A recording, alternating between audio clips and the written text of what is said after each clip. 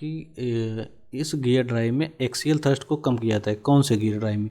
अब देखिए जो हैरी बोइंग गेन होते हैं इसमें एक्सियल थ्रस्ट को बहुत कम कर दिया जाता है, क्योंकि इसमें दांतों की जो लंबाई होती है वह हेलिकल ना होते हुए डबल हेलिकल होती है। जैसे यहाँ से एक हल्की ऐसे होती है, उसके बाद ऐसे होता है, ठीक है। हेलिकल भी होते हैं, हल्का तिरछा होते हैं। तो इससे क्या होता है, जो इसे बोला जाता है हेरिंग बोन। हेरिंग फीटर शिक्षा के यूट्यूब चैनल में आपका बहुत बहुत स्वागत है। आज के क्लास में हम लोग हमेशा की तरह जो सेट चल रहा है हमारा क्वेश्चन, तो आज हम लोग बात करेंगे जो हमारी पावर ट्रांसमिशन से रिलेटेड क्वेश्चन है उसके बारे में बात करेंगे, ठीक है। पावर ट्रांसमिशन से यह क्वेश्चन जो हमारे फीटर से रिलेटेड हैं और ये विभिन्न जो एंट्रेंस एग्जाम होते हैं, चाहे CATS के होंगे या विभिन्न जो कंपटीशन एग्जाम की तैयारी करते हैं उनके लिए बहुत एक इम्पॉर्टेंट क्वेश्चन हो जाता है, सेट हो जाता है, ठीक है। तो हमेशा की तरह जो हमारे फीटर ट्रेडर्स हैं उसमें हम लोग जो हमारे 15 नंबर क्वेश्चन है उस पर बात करेंगे, ठीक है। ये हमारा सेट नंबर 9 है। इसके पहले हम लोग पूरे टोटल सेट 8 पर डिस्कस कर चुके हैं, ठीक है। टोटल अगर आप नहीं देखे हैं तो प्लेलिस्ट में जाकर पूरे अच्छे से एक एक करके देख सकते हैं वीडियो, ठीक है। आइए नंबर 1 क्वेश्चन चलते हैं जो हमारा 83 क्वेश्चन है। ऑलरेडी इसके पहले हम 80 क्वेश्चन लगभग पूरा डिस्कस कर चुके हैं पिछले क्वेश्चन में, ठीक है। तो आइए एक एक करके बात करते हैं। अब देखिए इनमें कह रहा है कि निम्न में से कौन सी पद्धति जो है जनरेटिंग जो प्रक्रिया होती है उसका प्रयोग करती है। अब देखिए जनरेटिंग का मतलब होता है हम कौन सी प्रक्रिया द्वारा जो गियर होती है उसको बनाते हैं, ठीक है। गियर बनाने के कौन कौन से तरीके में, तो एक हमारा एक ए वाला मेथड आ जाता है जिसे बोला जाता है हॉबिंग, ठीक है। जो हमारी ए वाली होती है यहाँ पे दांते कटे होते हैं, ए पूरा हमारा रोटेट होता है, ए भी हमारा ऐसे रोटेट करता है, हल्के हल्के कट करते करते इसको यहाँ पे दांतों को काट दिया जाता है, ठीक है। तो जो हमारी ए मेथड होती है इसको बोलते हैं हॉबिंग, ठीक है। इसको बोला जाता है हॉबिंग मेथड से, ठीक है। इसे बोला जाता है हॉपिंग मेथड से गियर की जो हमारी गियर होती है उसको बनाया जाता है, ठीक है। तो आइए अगले क्वेश्चन चलते हैं 84 पे। 84 कहता है क्वेश्चन कि समांतर शाफ्टों पर हम पावर ट्रांसमिशन के लिए कौन सा गियर पकड़ते हैं, ठीक है। अब देखिए जब समांतर शाफ्ट मतलब होते हैं, समांतर का मतलब होता है जो हमारे दोनों शाफ्ट होते हैं वह एक दूसरे के, जैसे हमारा एक शाफ्ट हो गया, अब इसके साथ जो हमारी दूसरी शाफ्ट है वह एक दूसरे से कॉन्टेक्ट में हो, ठीक है। ये हमारी एक दूसरे से पैरेलल में हो, ठीक है। ये हमारी एक शाफ्ट हो यहाँ पे, एक शाफ्ट हमारी है। जब एक दूसरे के पैरेलल हैं, ठीक है, एक दूसरे के समांतर में है, तब इन दोनों के बीच में हमें पावर को ट्रांसफर करने के लिए हम कौन से गियर का प्रयोग करेंगे, ठीक है। तो यहाँ पे जो हमारी गियर प्रयोग होती है वो होती है हमारी हेलिकल जो गियर होती है। हेलिकल कहाँ है इसमें, हेलिकल ये दिया, हेलिकल भी प्रयोग करते हैं और जो हमारी स्पर गियर होती है उसका भी प्रयोग करते हैं, ठीक है। तो ये हमारी दो जो एक दूसरे के पैरेलल शाफ्ट होती हैं उनके बीच में हम जब पावर को ट्रांसफर करना होता है तो हम इस प्रकार के प्रयोग करते हैं, ठीक है। लेकिन जो इसमें दांते हैं उसके कटे होते हैं हेलिकल में, यह अच्छे के समांतर नहीं होते, ऐसे तिरछे कटे होते हैं, ठीक है। इस पर गियर में दांते हमारे सीधे कटे होते हैं, ठीक है। आइए अगले क्वेश्चन चलते हैं। 85 क्वेश्चन कह रहा है कि हमारा लेथ मशीन में प्रयोग की जाने वाले कई गियरों के सेट को क्या कहते हैं, ठीक है। जो हमारे लेथ सेट में प्रयोग किए जाते हैं, जो गियर प्रयोग करते हैं उनको गियर के सेट को क्या कहते हैं, ठीक है। अब जैसे गियर का सेट होता है, जब हमारा गियर का जो सेट होता है, ठीक है, गियर सेट को हम क्या बोलते हैं, गियर ट्रेन बोलते हैं, ठीक है, गियर ट्रेन बोलते हैं। अब गियर ट्रेन का मतलब होता है कि एक साथ विभिन्न उसमें गियर एक साथ प्रयोग किए जाते हैं, ठीक है। जैसे अब लेथ मशीन का जो ये लेथ मशीन का गियर ट्रेन है, ठीक है। अब इसमें क्या क्या है, आपको पूरे स्पीड से रिडक्शन से लेके टीथ कटिंग से लेकर, देखिए ये पूरी हमारी गियर का, ये भी गियर, ये भी पूरे गियर के दांते कटे हैं। जिस ज़रूरत पड़ता है, जिस हिसाब से हम यहाँ पे जो है इसको मूव करा के इस वाले स्पिंडल से हम पावर को ट्रांसफर कर लेते हैं, ठीक है। यहाँ पे भी कटे होते हैं, हमें जैसे ज़रूरत होती है उस हिसाब से हम गियर के सहायता से हम वहाँ पे स्पीड कम ज़्यादा, जैसे स्पीड स्लो ज़्यादा करके हम अपना ज़रूरत ले लेते हैं, ठीक है। तो यहाँ पे विभिन्न वेगानुपात हम प्राप्त कर सकते हैं, ठीक है। तो इसको जो हमारे कई गियर सेट प्रयोग होते हैं उसे बोलता है गियर ट्रेन बोला जाता है, ठीक है। आइए 86 क्वेश्चन कह रहा है कि गियर बनाने के लिए किस सामग्री का प्रयोग किया जाता है। जो हमारी जनरली गियर होती है वह किसकी बनाई जाती है, कास्ट आयरन की, ठीक है। जो हमारी गियर होती है वह कास्ट आयरन की बनाई जाती है। कास्ट आयरन की इसलिए बनाई जाती है क्योंकि यह जो है वो वाइब्रेशन जो होती है हमारी, ठीक है, और जो वाइब्रेशन होती है उसको क्या करती है, एब्जॉर्ब कर लेती है, ठीक है, ठीक है, एब्जॉर्ब कर लेती है, ठीक है। तो इसलिए हम इसका प्रयोग करते हैं। लेकिन यह क्या होती है, एक ब्रिटल मटेरियल होती है, लेकिन हल्का सा टूटे फूटेगी तो यह करेगा, हल्का सा वाइब्रेट टूट जाएगी, ठीक है, लेकिन यह एब्जॉर्ब होती है। लेकिन जब हम इसको बनाते हैं तो इसके दांतों को क्या करते हैं, पूरे दांतों को हार्ड कर देते हैं, ठीक है। हार्ड किस मेथड से करते हैं, इंडक्शन हार्डनिंग, ठीक है, ध्यान दीजिएगा। इंडक्शन हार्डनिंग जब करते हैं तो इसके साथ इसके दांतों को हार्ड कर दिया जाता है, ठीक है। आइए अगले क्वेश्चन में चलते हैं। अगला क्वेश्चन कह रहा है, याद देखिए 87 क्वेश्चन कह रहा है, गियर टूथ को कठोर बनाने के लिए किस मेथड को प्रयोग करते हैं। अब देखिए ये हमारी गियर हो जाती है, देखिए ये हमारी टोटल गियर है, और जो इसके दांते हैं यहाँ पे आप देख रहे हैं, इसको जो इंडक्शन होती है उसकी सहायता से हीट किया जाता है, ठीक है। हीट करने के बाद इसे पानी या ब्राइन में इसे डिप कर दिया जाता है। इससे क्या होता है कि इसके जो दांते हैं वह हार्ड हो जाते हैं, ठीक है, हार्ड हो जाते हैं, जिससे हमारा यह मजबूत होता है और यह घिसता नहीं है, वीयर इसकी बढ़ जाती है, ठीक है। तो इसे एलॉय स्टील के बनाए जाते हैं जो हमारे गियर होते हैं। इसके बाद हम जो टीथ होते हैं उसे हार्ड कर दिया जाता है, ठीक है। आइए 88 क्वेश्चन कह रहा है कि किस गियरिंग में उच्च गियरिंग अनुपात प्राप्त होता है। अब देखिए जो हमारी गियर अनुपात होती है, ठीक है, गियर रेशियो बोलते हैं, ठीक है। अब गियर जो रेशियो होता है वह क्यों जरूरी होता है, क्या होता है। अब गियर रेशियो का मतलब होता है किस रेशियो से हमारी पावर को है, वह जो हमारी स्पीड है या हमारी टॉर्क है उसको किस रेशियो में जो है हमारा गियर जो है वह ट्रांसफर कर रहा है, 100% कर रहा है या जितना कर रहा है। तो वह वही है कि जो हमारी वर्म गियर होती है वो जितनी इधर से पाती है उतना यह पूरा ट्रांसमिशन कर देती है, ठीक है। तो वही हमारा अधिकतम जो हमारी गियर होती है, हाई गियर रेशियो होता है, वह वर्म गियर में होता है, ठीक है।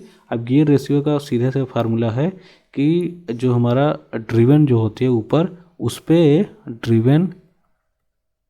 ड्रिवन गियर के टीथ की मतलब दांतों की संख्या अपान जो हमारा ड्राइवर है, ठीक है, ड्राइवर के गियर के टीथ की, ठीक है, तो बटे जितना हो जाए। जैसे इस वाले एग्जांपल जो हमारे ये है, ये हमारा ड्रिवन है, ठीक है, और ये हमारा ड्राइवर है। तो ड्रिवन में हमारे टीथ कितना दिया है, 75, ड्रिवन में कितना दिया है 25, तो 75/25 3:1, मतलब गियर रेशियो कितना आ गया, 3:1 का रेशियो। इसका मतलब क्या होता है कि 3 जो हमारा रेशियो ड्राइवर का घूमेगा, अगर ये हमारा 3 चक्कर घूमता है तो हमारा यह 1 चक्कर घूमेगा, यही हमारा गियर रेशियो हो जाता है, ठीक है। आइए 89 क्वेश्चन कहता है कि 90 डिग्री पर पावर को ट्रांसफर करने के लिए हम किस गियर का प्रयोग करेंगे। और देखिए 90 डिग्री पर पावर ट्रांसफर करने का मतलब होता है कि जो हमारे एक शाफ्ट हमारी ऐसे हो, अब एक शाफ्ट हमारी ऐसे हो, ठीक है, तभी तो हमारा 90 डिग्री का कोण बनेगा।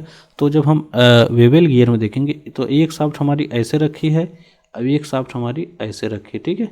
तो ये दोनों एक दूसरे को कितने पे, 90 पे कट कर रहे हैं, ठीक है। हल्का से तिरछा लग रहा है लेकिन आपको वो पूरा एक ऐसे है, ठीक है, और एक हमारा ऐसे है। इन दोनों को कट करने के लिए हम कौन सा गियर प्रयोग करते हैं, यहाँ पे जो मतलब इंटरसेक्ट करते हैं तो वहाँ पे हम 90 डिग्री जो हमारी होती है तो वहाँ पे प्रयोग की जाती है। जो हमारी वेवेल गियर होती है उसका प्रयोग है। जो हमारी पैरेलल शाफ्ट का प्रयोग करने के लिए हेलिकल या स्पूर गियर का प्रयोग करते हैं, ठीक है। आइए अगले पे चलते हैं। जो हमारी हेलिकल जो हमारी गियर बनाई जाती है वह कास्ट आयरन की बनाई जाती है, कास्ट स्टील के ब्रांच की बनाई जाती है, ठीक है। आइए 90 नंबर क्वेश्चन कह रहा है कि एक सेट में जिसमें कई गियर प्रयोग होते हैं उसे क्या बोला जाता है। अब देखिए जस्ट हम इसके प्रयोग पढ़े थे, जो हमारी गियर ट्रेन होती है, ठीक है। इसमें जब हम मतलब कई साथ में कई गियर के समूह को जब गियर को प्रयोग करते हैं एक साथ, मतलब एक से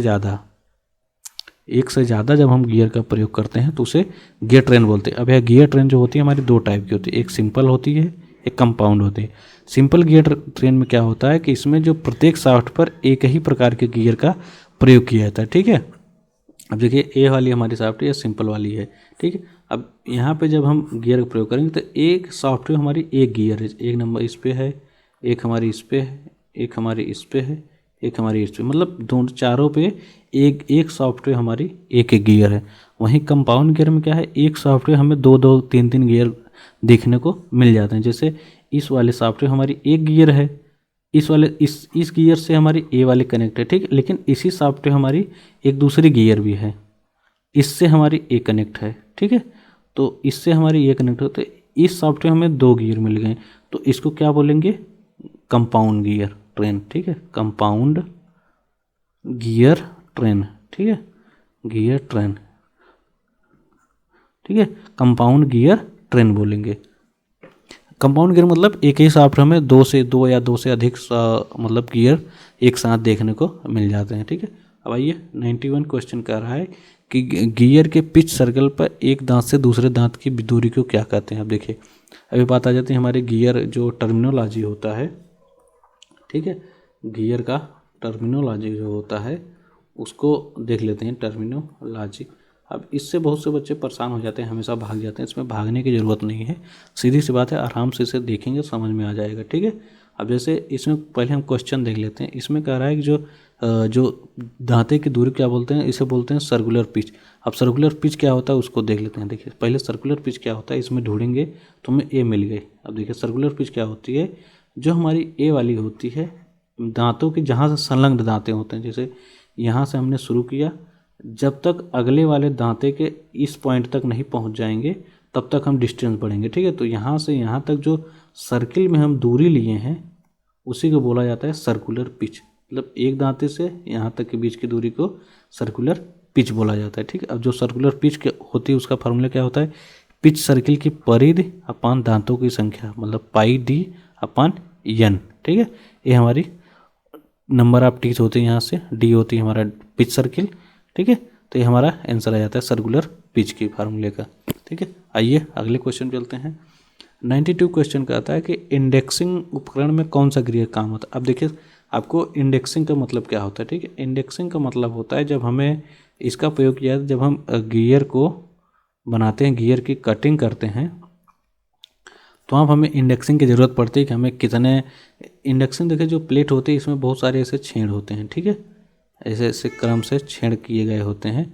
आप इमेज में ये देख रहे होंगे, यहाँ पे देख रहे हैं ये विभिन्न साइज के विभिन्न 1, 3, 7, 3, 5 मतलब इस टाइप के छेद किए गए थे। इसके साथ जो गियर में यहाँ जो गियर में दांते कटे होते हैं उनकी लंबाई को चौड़ाई को मतलब जितना मोटाई रखना है कितना डेप्थ जाना है उसको हम यहाँ से इंडेक्सिंग प्लेट के थ्रू हम कंट्रोल कर सकते हैं। इसका प्रयोग हम जो मिल मशीन होती है, मिलिंग मशीन होती है, वहाँ पर इसका प्रयोग किया जाता है। जो या तो गियर की कटिंग जब की जाती है आर्बर के थ्रू तो वहाँ पर हम इसका प्रयोग करते हैं, ठीक है, जब हम गियर कटिंग करते हैं। इसमें क्वेश्चन कर रहा है कि कौन सी गियर प्रयोग की जाती है, जो तो यहाँ पे जो कनेक्ट की होती है इंडेक्सिंग प्लेट से, तो यहाँ पे कनेक्ट की जाती है हमेशा वर्म एंड वर्म व्हील वाली जो गियर प्रयोग की जाती है हमेशा उसका प्रयोग किया जाता है इंडेक्सिंग। ध्यान दीजिए जब हमें इंडेक्सिंग की बात आ जाती है तो वहाँ पे हम जो गियर प्रयोग करेंगे वो किसके प्रयोग करेंगे, वर्म एंड वर्म व्हील का, ठीक है, वर्म व्हील का प्रयोग करेंगे। आइए अगले चलते हैं। 93 क्वेश्चन कर रहा है कि गियर के पिच सर्किल के ऊपर दांते के ऊपर को चाहिए। देखिए इसमें क्या कह रहा है, अब देखिए गियर के पिच सर्किल। अब देखिए पहले हम जो हमारी पिच सर्किल क्या होती है उसको ढूंढते हैं। अब देखिए जो हमारी ये एक एवरेज डिस्टेंस होती है दांतों की, ठीक है। अब पिच सर्किल क्या होता है, जैसे हमने ये दांते बना दिए, ठीक है। अब जैसे यहाँ से ऐसे पूरी ये दांते हैं, ठीक है, तो इसके जो दांतों की एक एवरेज लंबाई होगी, ठीक है, पूरे यहाँ से यहाँ तक पूरी एक लंबाई, वही हमारी पिच सर्किल हो जाती है। देखिए ए वाली में जो हमारी ए वाली है यही हमारी पिच सर्किल। अब क्या कह रहा है, जो हमारी पिच सर्किल के ऊपर दांतों की ऊंचाई तक। अब जो हमारी ये पिच सर्किल है इसके ऊपर से दांतों के ऊपर, अब देखिए यहाँ से यहाँ तक की इसकी ऊंचाई को क्या बोलते हैं, अडेंडम, ठीक है। इसको क्या बोला जाता है, मतलब पिच सर्किल से ऊपर जाएंगे तो अडेंडम, अब पिच सर्किल से नीचे आएंगे, ठीक है, पिच सर्किल से नीचे तक आएंगे तो हमारी क्या कहलाती है, डिडेंडम कहलाती है, ठीक है। पूरा यहाँ तक जो हमारी होती है, ऊपर जाएंगे दांतों की लंबाई तक अडेंडम, नीचे आएंगे तो हमारी वो डिडेंडम कहलाती है, ठीक है। आइए अब आ जाती है बात 94 कह रहा है क्वेश्चन कि इस गियर ड्राइव में एक्सियल थ्रस्ट को कम किया जाता है, कौन से गियर ड्राइव में। अब देखिए जो हैरी-बोइंग गेन होते हैं इसमें एक्सियल थ्रस्ट को बहुत कम कर दिया था, क्योंकि इसमें दांतों की जो लंबाई होती है वह हेलिकल ना होते हुए डबल हेलिकल होती है। जैसे यहाँ से एक हल्के ऐसे होती है उसके बाद ऐसे होता है, ठीक है, हेलिकल भी होते हैं हल्का तिरछा होते हैं। तो इससे क्या होता है, जो इसे बोला जाता है हेरिंग बोन गियर, ठीक है। अब हेरिंग बोन गियर में क्या होता है कि जो यहाँ से जो एक्सियल थ्रस्ट होती है, ठीक है, जो एक्सियल थ्रस्ट होती है उसको एकदम मिनिमाइज कर देता है, ठीक है, मतलब हल्का सा जो झटका लगता है और बिल्कुल कम हो जाता है, बहुत ही स्मूथ चलता है, ठीक है। जो हमारी ये होती है बहुत स्मूथ और शांति से हमारा पावर ट्रांसमिशन कर देता है। ठीक है, अब देखिए जो क्या होता है कि जो हमारी इसे डबल हेलिकल गियर भी बोला जाता है। ठीक है, अब यह जो बियरिंग और शाफ्ट को धक्का नहीं देते। ठीक है, मतलब एक साथ आपस में धीरे से स्मूथ से कनेक्ट होकर चलते हैं, और क्योंकि जो धक्का लगता भी है वह दोनों तरफ से बराबर होता है, इसलिए इसका प्रयोग भारी भाग एवं अधिक गति के लिए किया जाता है। ठीक है, जो हमारी हेरिंग बोन होती है, डबल हेलिकल गियर होती है, इसका हाई स्पीड और जो होती है हाईवी लोड में इसका प्रयोग किया जाता है। या स्लिप लिप मतलब जो कहते हैं धक्का नहीं देता है। ठीक है, आइए 95 क्वेश्चन कहता है कि गियर के पिच सर्किल से ऊपर टिप तक की दूरी को क्या कहते हैं। ठीक है, गियर के पिच सर्किल से ऊपर टिप तक की दूरी को क्या बोलते हैं। अभी जस्ट हम लोगों ने पढ़ा, जो पिच सर्किल से उसके टिप तक की दूरी होती है उसे क्या बोलते हैं, अडेंडम बोलते हैं। ठीक है, अब उसके जो नीचे डेप्थ तक क्या बोलते हैं, उसे डिडेंडम बोलते हैं। ठीक है, आइए तो आज के जो हमारे यहीं पे 95 क्वेश्चन थे। अच्छा, आज क्वेश्चन कम थे, हमारे टोटल 15 क्वेश्चन थे, तभी तो क्या है इतना जल्दी ख़त्म हो गया। ठीक है, तो आज हमने लगभग टोटल 15 क्वेश्चन किए हैं। इसके पार्ट अभी एक और है जो हमारे पावर ट्रांसमिशन से रिलेटेड क्वेश्चन है, पावर ट्रांसमिशन से। ठीक है, वो भी वीडियो जल्दी मिल जाएगा आपको। ठीक है, तो आगने वाले जो अगला करीब उसमें भी 15-20 क्वेश्चन हो जाएंगे। तो टोटल पावर ट्रांसमिशन के सेट जो हैं हमारे यहीं पे कंप्लीट हो जाएंगे, अगले वाले वीडियो में कंप्लीट हो जाएंगे। ठीक है, अगर उम्मीद करता हूँ कि जो हमारे फीचर शिक्षा का पेज है आप उसे फॉलो कर लिए होंगे। ठीक है, वहाँ पे आपको बहुत इंपॉर्टेंट चीज़ें अच्छे से मिलती रहती हैं। ठीक है, तो आपको अगर वीडियो अच्छी लगी तो आप हमें फॉलो कर सकते हैं, चैनल को सब्सक्राइब कर लीजिएगा। अगर आपको कुछ क्वेरी है, कुछ क्वेश्चन है, तो अगर आप पूछना चाहते हैं तो हमें कमेंट करके ज़रूर बताइएगा। ठीक है, कुछ सजेशन देना चाहते हैं तो आप कमेंट करिएगा ज़रूर। ठीक है, वीडियो आपको कैसी लगी। ठीक है, यहीं पे वीडियो को एंड करते हैं, मिलते हैं आपसे अगले वीडियो में। तब तक के लिए नमस्कार, जय हिंद।